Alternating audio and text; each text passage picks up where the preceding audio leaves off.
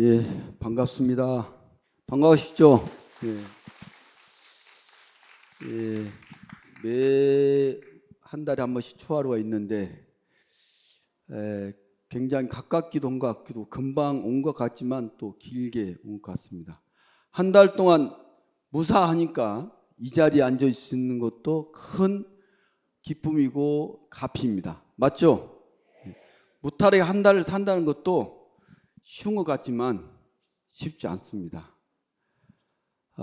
조금 전에 밖에 계신 분들은 날씨가 쌀쌀하고 아마 진눈깨비도 조금 전에 내린 것 같고 비도 내린 것 같아서 약간 기도할 때 썼는데 또 햇빛도 났다가 다시 또 약간 어두워지고 하여간 날씨 변화가 좀 많고 우리가 볼 때는 초하루 요 시기에 비가 오면 안 된다 생각하지만 저희 초하루 기도나 조계사보다는 지금 경북 또 산청 이쪽에는 비가 아주 절실합니다. 비가 그래서 우리가 힘들더라도 비가 좀 내려줘야 됩니다. 정말로.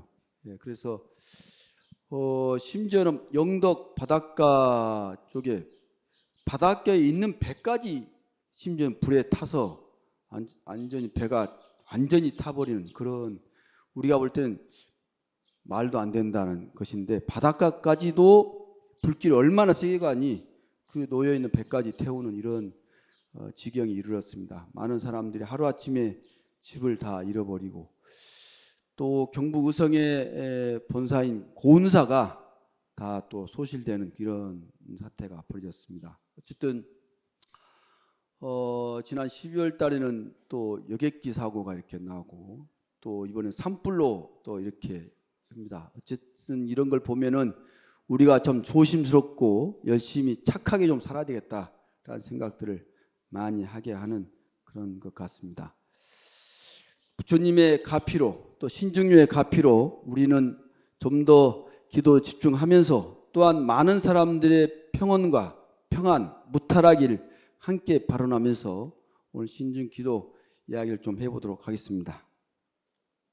그리고 조금 전에 이게 정법 설판이라고 한 달에 이제 이렇게 우리가 이제 해온제 해서 저희가 이제 초하루 기도도 하고 보름날 보름 기도도 하고 또 여드렛 날 약사제일도 하고 또 지장제일 또 간음제 이렇게 하고 그렇습니다. 그렇게 법회들을 쭉 하는 이유는 오늘 초하루인데 뭐 자기 집안에 무슨 일이 있기 때문에 초하루 기도 올리고 오늘은 우리 집안이나 내가 별로 걱정할 거 없으니까 안 올리고 그렇게 만들어진 것이 아니고 제가 불자님들이 이 사찰이나 스님들이 수행하고 기도 열심히 할 수 있도록 가호해 주는 그런 역할의 의무가 있습니다. 그래서 그런 점에서 보시를 늘 그렇게 그런 걸 통해서 보시하도록 했지 필요하면 하고 필요치 않으면 하지 않는 이런 것이 아니다라는 것입니다. 그래서 사찰 불교에서 보시를 굉장히 강조하고 또 육바라밀 중에 첫 번째가 바로 보시의 공덕이 가장 크다라고 이렇게 이야기하는데도 잘 안 되고 그래서 이렇게 이제 매월 뭐 내가 어떤 일이 있어서 절에 못 간다 한들 내 기도는 늘 사찰에서 하고 있고 그렇게 올리신다는 그런 것이 정법 기도의 이제 특징입니다. 그래서 자기가 어떤 일이 있더라도 내가 설사 놓친다 하더라도 기도는 항상 올려지고 이렇게 축원되는 그런 형태가 정법 기도고 그리고 또 더 오늘 한층 더 세워서 하신 분들이 설판 기도를 하신 분들입니다. 오늘 그래서 설판하신 분들께 동진보살 요 약간 금색깔로 되어 있습니다. 그거를 이렇게 한번 그래서 설판하신 분들은 늘 제가 초하루 날마다 배지를 이렇게 달아드리도록 하겠습니다. 박수 한번 보내주시죠. 설판 기도하신 분들. 예, 고맙습니다. 부처님 하엄경의 첫 번째 품이 하엄경의 80하엄경의 첫 번째 품이 세주 묘품 39품이 있는데 그중에 첫 번째 세상의 주인이 되신 주인 노릇을 하는 분들을 소개하는 것이 하엄경의 세주 묘원품입니다. 그중에 이런 대목이 나와요. 열애에 이 없는 공덕 바다가, 이 보이시죠? 요게 하엄경 경제입니다. 한번 읽어보시죠. 열애에 이 없는 공덕 바다가 밝은 등을 나타내요. 세간 비추사 일체 중생을 다 구호하여 모두에게 안락 주어 빠짐이 없네. 이렇게 돼 있는, 요게 이제 한문으로 되는 것을 한글로 이제 번역한 건데요. 한문으로는 열애 무상, 열애 무상이라는 것은 없을 무자 유상자, 더 이상 비교할 데가 없는, 가장 높은, 이렇게 말하기도 하고 비교할 바가 없는 공덕 바다라 했어요. 공덕의 바다, 열애 공덕 바다에 보현명등 조세간. 그러니까 보현은 널리 나타나, 하여간 널리 비추단 말도 있고 널리 나타나는, 하여간 안 비추는 거 없이 조세간, 세간은 모두 다 밝은 등으로 밝게 비춘다는 것이죠. 그러니까 지금 산불난 곳의 농민들 이제 말씀을 들어보게, 집에 가도 살 수가 없다는 것입니다. 첫 번째, 물을 먹을 수가 없다는, 물을 뭐 전기가 안 들어오니까 또 샘이 다 이게 이제 파손됐다고 봐야죠. 그러니까 가도 잠자는 것이 문제가 아니라 물이 없으니 또 전기가 없으니 살 수가 없다는 것입니다. 아무리 빨리 복구해도 한 달이 이상 필요하다는 것입니다. 그래서 밝은 이 등이, 그러니까 우리가 부처님 오신 날 이렇게 등을 켜는 것은 밝은, 우리가 말하는 보리의 씨앗이라고 보통 이야기를 합니다. 깨달음의 씨앗이라고 할 수도 있고 행복을 씨앗이라고 있고 윤회를 벗어난 씨앗이라고 할 수 있습니다. 그게 세주묘원품 중에 뭐 주화신, 주예신, 여러 가지 신들을 우리가 주산신, 주공신 이렇게 약창기 할 때 읊었죠. 그 중에 주가신이라는 신이 나오는데, 이 주가신은 농업을 관장하는 신이에요. 농사를 잘 관장하는. 그 중에 10분 정도가 소개가 되어 있는데, 그 중에 한 분은 부처님의 복전을 널리 나타내요. 종자를 심어서 손실이 없게 하는 그 법을 터득하신 주가신이 계세요. 그러니까 복덕의 씨앗인데, 그 복덕의 씨앗을 뿌려서 10개를 뿌리면 10개 그대로, 100개의 씨앗을 뿌리면 100개 그대로, 1000개를 뿌리면 그대로, 10,000개, 하여간 그분은 씨앗을 그 심은 대로 다 싹이 터서 복전의 열매를 맺게 하는 그런 신이 있다는 것입니다. 그러니까 우리가 보통 농사를 지을 때 뭐 100개, 1000개를 뿌리면은 그 중에 50개가 나기도 하고 또 심지어는 10개가 나기도 하지만, 이 주가신이 관장하는 그 법을 터득한 것은 그 심은 그대로 난다. 특히 우리가 지금 이렇게 기도하면서 심은 복덕의 씨앗은 하나도 손실이 돼야 안 돼요? 안 된다는 것입니다. 저를 108배를 했는데 108을 하다가 한 배가 부족해서 107배에 끝낸 분도 있고, 어떤 분은 하다가 시험 헷갈리니까 110배를 하신 분, 어쨌든 107배를 110배는 그 공덕이 그대로 싹이 터서 나중에 나게 된다는 것입니다. 누가 뭐라 하든, 내가 올린 것을 금방 이렇게 초를 올리고 금방 쌀을 올리는 누가 와서 치웠어. 그러면 기분이 좋아요, 나빠요? 아니, 금방 올렸는데 내가 올린 쌀이나 그 뭐 초를 이렇게 휙 치워버렸어. 그래 기분이 혼자 나빠가지고 씩거리면서 오늘 기도가 망쳤네 어쩌네 이렇게 수근거리면서 가는데, 망쳤어요, 안 망쳤어요? 하나도 손상된 게 없다는 거죠. 그러니까 기분 나쁠 일이 돼요, 안 돼요? 그러니까 얼마나 우리가 어리석냔 말이에요. 바로 눈앞의 것만 생각해. 그럴 필요가 없다는 것입니다. 아시겠죠? 또 한 분은 중생들의 청정한 신심의 꽃을 널리 피게 하는 법을 터득했어. 그분은 청정한 꽃을 널리 피게 하는 그런 신심의, 그런 분이 주가신이고 세주명품에 나타난다라는 것입니다. 이렇게 넘어가고요. 마음의 거울을 제가 여기 한 번 다 같이 읽어보죠. 또 나의 모습을 보려고 거울 앞에 서지만 마음속의 잘못까지는 비춰내지 못한다. 하지만 겸손하게 둘러보면 마음의 거울은 그 어디에도 있다. 주변의 모든 물건과 접하는 사람들 모두가 날 비춰주는 거울이다. 여기까지. 그러니까 우리가 지금 이 손바닥을 놓고 나를 비춰보면 비춰요, 안 비춰요? 안 비춰집니다. 그러니까 우리가 내 형상을 보는 거울은 따로 있어. 그 거울을 보고 뭐 머리도 얼굴도 몸도 다 이렇게 단장을 하는데, 마음은 남한테 보여요, 안 보여요? 안 보인다 생각하니까 지 마음대로 생각해. 자기 마음대로. 그런데 그 형상을 비추는 거울은 따로 있어 필요할지 모르지만 마음의 거울을 비추는 거울이 아무리 거울에 이 형상을 비추는 거울에 비춰도 안 비춰져. 그런데 이 마음의 거울은 곳곳에 있다는 거예요. 곳곳에, 사방에. 그래서 자기가 이렇게 살펴보면 저런 모습을 하면 안 좋겠구나, 안 좋겠다. 저렇게 항상 상냥해 웃고 미소를 지는 것은 너무나 보기 좋다 라는 것을 해내는 것이 바로 모든 분들이 실은 자기의 마음을 비추는 거울이 된다는 것입니다. 아시겠죠? 모든 분들이 다 내 마음을 비추는 거울이다. 그러니까 항상 겸손하고 또 포용하고 잘 살아야 된다라는 것입니다.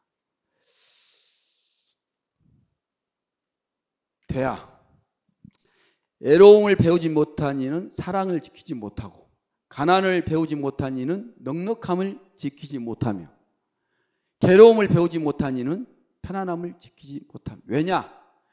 충분히 애로움을 느껴봐야 사랑의 기준을 알고, 가난을 배워봐야 물질의 소중함을 알고, 괴로움을 느껴봐야 편안함을 알 수 있다. 맞는 것 같아요? 틀린 것 같아요? 예. 일부러 또 그렇게 가난해지려고 일부 물건 다 없애고 또 일부러 괴로움을 느껴보려고 어디 가다가 이 머리를 그냥 기둥에다 탁 찐다든지 그럴 필요는 있어 없어요? 없습니다. 한 번쯤 이 법당에 이렇게 있는데 밖에는 굉장히 쌀쌀하고 추워요. 나는 참 좋잖아요, 따뜻하고.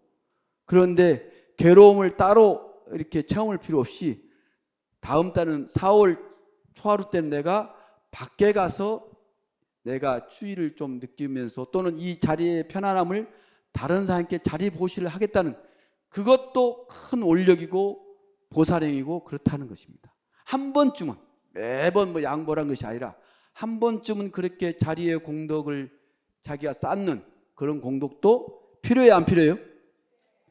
그건 또 대답 안 해. 참 그거는 참 묘해. 그건 나하고 직접 연결되고 다음 달에 또 스님이 뭐라 할 것 같으니까 대답을 안 하셔. 어쨌든 공덕을 짓는 것은 쉬워요, 어려워요? 어렵습니다. 어려워요. 그러니까 참 그런 마음을 내는 것이 쉽지 않고, 보살의 마음을 가지고 기도하는 마음으로 그렇게 우리가 공덕을 쌓아가야 된다라는 것입니다. 어떤 스님이 이렇게 이제 자기 절에 이렇게 뭐 가끔 이제 신도분들이 기도하러 오는 걸 보는데, 어느 날 이렇게 이제 법당을 지나가는데, 법당이 이렇게 이제 그때는 뭐 여름이었는지 법당문이 열려 있었고, 이제 지나가다 보니까 두 분이 이제 할머니 또 젊은 한 30대 40대 정도 되는 두 분인 것 같아. 근데 지나가려다가 딱 뭔가 이상해서 다시 한번 돌아서서 봤더니 노보사님 막 울면서 그냥 절을 하고 있고 눈물을 흘리면서, 젊은 30대 되면은 그냥 서서 관세음보살이 뭐 이렇게 기도를 진을 뭐 이렇게 염불 하고 있는 것 같은가요? 묘하다. 그냥 자기가 지나갈 일이 아닌 것 같다 생각이 돼서 기도가 끝나길 기다렸어요. 그리고 다 끝나니까 차 한잔 하시자고 이제 스님 모시고 가서 차 한잔을 하면서 사연을 들어본 즉 눈물을 흘리던 노보살님은 어머니, 친정 어머니고 30, 40대 전 분은 막내딸이에요. 근데 죽을 날이 딸이 며칠 안 남았어. 왜 그러냐니까 4년 전에 난수암인가 하여간 그런 판명을 받고 수술을 하면은 살 수 있는 상황이 됐어. 그런데 수술을 안 했어. 왜 안 했을까요? 이 따님이 임신을 해서 곧 아기를 낳아야 돼. 수술을 하려면 애를 제거를 해야 돼. 그래서 선택을 해야 될 기로에 자기 삶을 선택할 것인가, 아기의 생명을 선택할 것인가. 이런 일이 참 자주 흔한 일은 아니지만 정말로 어렵게 어려운 일이 이런 경우가 있어요, 없어요? 이런 경우가 있을 수 있다는 것입니다. 여기 계신 분도 그런 비슷한 사례가 있을 수도 있었을 것입니다. 아마도. 그런데 남편, 아기 아빠 된 남편도 또 주변의 모든 분도 아기는 어째요? 다시 낳으면 되니까 네가 살아야 된다 라는 이야기가 거의 대다수였어요. 그런데 그 어머니는 어떻게 이 생명은 어떻게 하라고. 결국 어머니는 아이의 생명을 선택한 거예요. 그래서 그 아이는 4살 돼서 잘 놀고 있고, 이제 어머니이자 딸인 이분은 이제 생명이 다 돼서 마지막 부처님께 인사하려고 왔다는 그런 사연입니다. 세상을 살면서 이렇게 힘들고 어려운 선택을 해야 할 때가 또 우리는 오기도 합니다. 그런 일이 없었으면 하지만 그럴 때 우리는 어떻게 선택을 해야 될지, 어쩌면 보살의 어떤 원력으로 그 젊은 어머니는 그렇게 선택을 했지 않았는가 생각이 됩니다. 어떤 어려움, 우리가 기도하는 것은 어떤 큰 어려움을 잘 이겨내고자 하는 그 힘을 얻기 위해서 우리가 한 달에 한 번씩 이렇게 3일 동안 기도를 합니다. 자, 3월 음력으로 초하루입니다. 그래서 양력 4월이고요. 많은 어려움들이 우리 곳곳에 있습니다. 잘 평안하게 이것들을 잘 이겨내면서 건강하고 힘차게 음력 3월 또 양력 4월을 부처님 오신 날까지 잘 살았으면 하는 의미로 박수를 한번 치면 좋겠습니다. 예. 그러시고 요 이야기는 한번 시간이 많이 됐는데 이야기를 한번 읽어볼까요 한번? 예, 요거. 자, 하의 사수에서 벗어나라. 이제 싫다. 더는 못하겠다. 그 다음 읽어보시죠. 이렇게 마음속에서 분노가 퍼지면 뇌에서 신경 독소가 다량으로 흘러나와 온몸으로 독과 같은 나쁜 기운이 퍼집니다. 당신이 독사의 다리를 물리면 그 독이 온몸으로 퍼져나가는 것처럼 말이지요. 하지만 조급하게 구는 대신 약초를 찾아 문지르면 독은 사라지고 부사일생으로 살아나 안도의 한숨을 내쉬게 됩니다. 마음속에 맺힌 화라는 독에 냉정함이라는 약초를 문지르고 그것이 완전히 사라질 때 비로소 진정으로 목숨을 건질 수 있습니다. 화를 버린다면 당신은 살아가는 고통의 연속에서 우아하고 가뿐하게 벗어날 수 있습니다. 이 이야기입니다. 화라는 것은 정말로 어쩔 때는 뱀의 독보다는 더 독할 때가 심지어는 있을 정도입니다. 정말로 실험을 해본 분도 있죠. 화를 하고 정말 막 싸우고 할 때 그것을 어떤 동물이나 어떤 식물의 어떤 것을 그 사람 이 치아로 이렇게 물게 해서 했더니 그 사람하고 정말 기쁠 때 그 사람이 물건 것하고 정말 다르다라는 것을 이미 그 과학적으로 실험은 결과가 나와 있어요. 그러니까 화를 날 때는 우리 뇌에 엄청나게 나쁜 독소가 해서 자기의 마음이나 신경을 많이 파괴한다는 것입니다. 그러니까 화를 내면 정말 안 된다는 것입니다. 정말로 자기도 모르게 뱀의 독을 자기가 주입하는 거예요. 자기 몸에. 그러니까 몸이 건강해졌어요? 나빠지겠어요? 하여간 대답을 안 해. 분리하면은 참 이상해. 그래서 화를 내면 좋겠어요? 안 내면 좋겠어요? 안 내고 살 수 있도. 화를 날라 하면 그때 하음성중, 하음 또는 간센보살. 그 순간에 간센보살 또는 하음성중, 1분 우선멈춤. 그 요즘 총무장 선생님이 그러잖아요. 우선멈춤 명상하라. 멈춰. 화를 내려고 하는 때.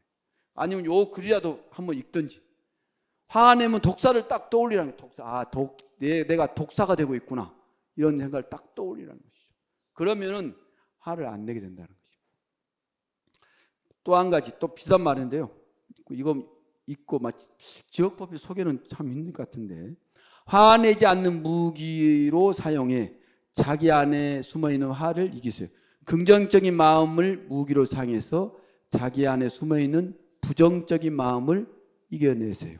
나누어주는 것을 무기로 사용해 자기 안에 숨어있는 째째함을 이기세요.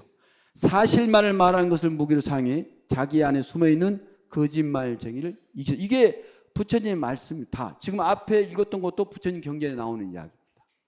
그러니까 그렇게 사시면 좋겠다는 것이고, 이 사람 마치겠습니다.